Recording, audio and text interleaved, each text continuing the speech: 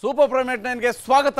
ನಾನು ಹರಿಪ್ರಸಾದ್. ಒಂದು ಕಡೆಯಲ್ಲಿ ಪ್ರವಾಹದ ಅಬ್ಬರ, ಲ್ಯಾಂಡ್ ಸ್ಲೈಡ್ ಇವೆಲ್ಲವೂ ಕೂಡ ನಡೀತಾ ಇದೆ. ಮತ್ತೊಂದು ಕಡೆಯಲ್ಲಿ ರಾಜಕಾರಣದ ಅಬ್ಬರ ಬಹಳ ಜೋರಾಗಿದೆ.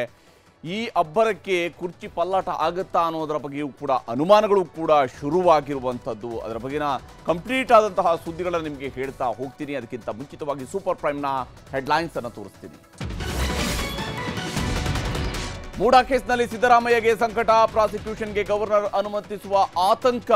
ಕೆಲವೇ ಕ್ಷಣಗಳಲ್ಲಿ ನಡೆಯಲಿದೆ ಡಿಕೆಶಿ ತುರ್ತು ಸುದ್ದಿಗೋಷ್ಠಿ. ಮೂಡಾ ಕೇಸ್ ಹಿಡಿದು ಸಿಎಂ ವಿರುದ್ಧ ಶನಿವಾರ ಪಾದಯಾತ್ರೆ, ಮುನಿಸಿಕೊಂಡಿದ್ದ ಎಚ್ಡಿಕೆ ಮನವೊಲಿಕೆ ಯಶಸ್ವಿ. ಯತ್ನಾಳ್ ಜಾರಕಿಹೊಳಿಯದ್ದೇ ಟೆನ್ಷನ್.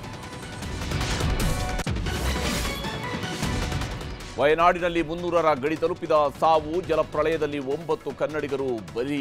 ಸಂತ್ರಸ್ತರಿಗೆ ಸಾಂತ್ವನ ಹೇಳಿ ರಕ್ಷಣಾ ಪಡೆಗೆ ರಾಹುಲ್, ಪ್ರಿಯಾಂಕಾ ಸಲಾಂ.